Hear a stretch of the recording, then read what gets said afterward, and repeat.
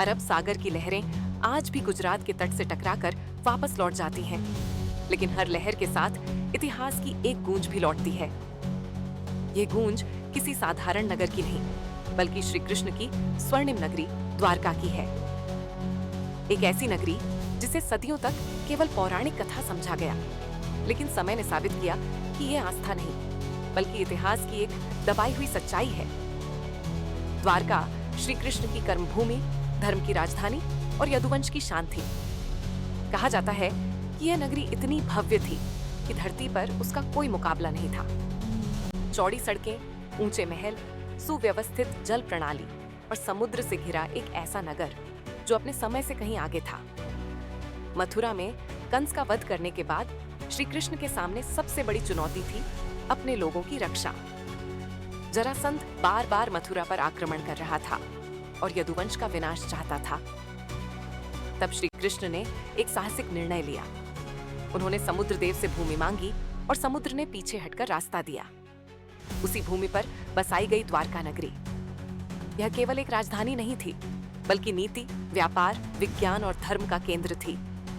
ग्रंथों में वर्णन मिलता है कि द्वारका में 9,000 से अधिक महल थे, जिनमें से कई सोने चांदी से जड़े हुए थे। नगर के चारों ओर सुरक्षा दीवारें थीं और समुद्र से जुड़े विशाल बंदरगाह थे, जहां दूर दराज देशों के व्यापारी आया करते थे। द्वारका का वैभव केवल भौतिक नहीं था, बल्कि सांस्कृतिक और आध्यात्मिक भी था। स्वयं श्री कृष्ण यहाँ शासन करते थे, लेकिन एक राजा के रूप में नहीं, बल्कि एक मार्गदर्शक के रूप में। यह नगरी धर्म पर आधारित थी, जहाँ शक्ति के साथ नीति और करुणा का संतुलन था।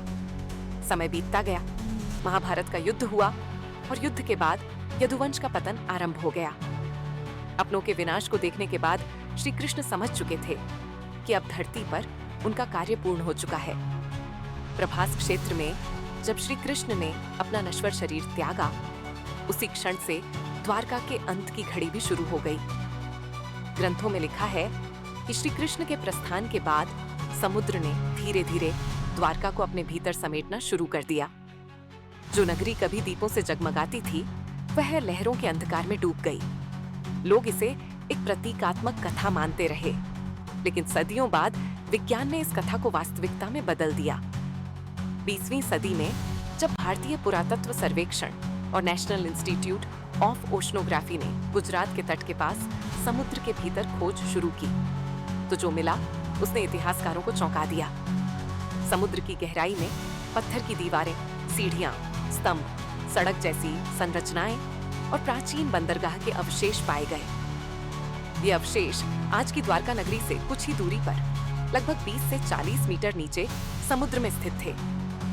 कार्बन डेटिंग से यह स्पष्ट हुआ कि ये संरचनाएं 3 से 5,000 वर्ष पुरानी हैं, यानी वही काल जिसे महाभारत युग माना जाता है।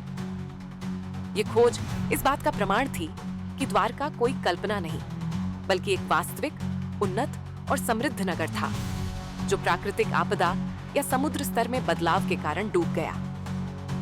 कुछ विद्वान इसे दुनिया की सबसे प्राचीन डूबी हुई नगरियों में से एक मानते हैं, जो अटलांटिस जैसी कथाओं से भी पहले अस्तित्व में थी।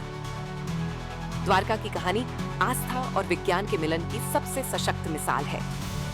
जहां पुराणों ने समुद्र में डूबे नगर का वर्णन किया, वहीं आधुनिक विज्ञान ने उसी स्थान पर उसके अवशेष खोज निकाले। यह हमें बताता है कि प्राचीन भारतीय ग्रंथ केवल धार्मिक नहीं, बल्कि ऐतिहासिक और वैज्ञानिक ज्ञान से भी भरपूर थे। आज की द्वारका उसी प्राचीन भूमि पर बसी है।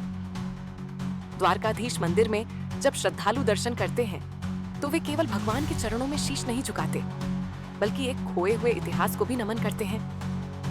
समुद्र की हर लहर मानो यह याद दिलाती है कि वैभव कितना भी महान क्यों न हो, समय के आगे वह टिक नहीं सकता। द्वारका हमें यह सिखाती है कि शक्ति, संपत्ति और नगर नश्वर हैं, लेकिन कर्म, धर्म और सत्य अमर हैं।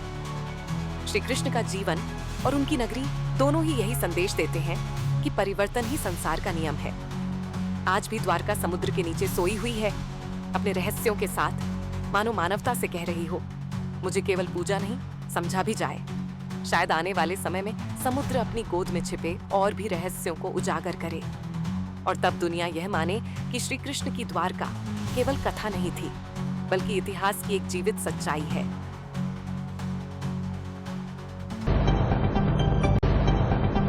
उत्तर प्रदेश जिला आगरा नगर पंचायत किरावली में ब्लैक इंफ्राटेक संगठन द्वारा चेयरमैन किरावली प्रवीण इंदौलिया एवं अधिशासी अधिकारी मोहम्मद रजा के आदेशानुसार आज ब्लैक इंफ्राटेक टीम द्वारा वार्ड 2002 में वार्ड 2 में 100 door to door source semi segregation के लिए रहवासियों को जागरूक किया गया और साथ ही सावित्रीबाई फुले जयंती के अवसर पर महिला को सशक्तिकरण अभियान के बारे में जानकारी दी गई। वन स्टॉप सेंटर जागरूकता अभियान महिला को हेल्पलाइन नंबर आदि के लिए जागरूक किया गया, जिसमें सभासद श्रीमती कमलेश मेम शामिल रही।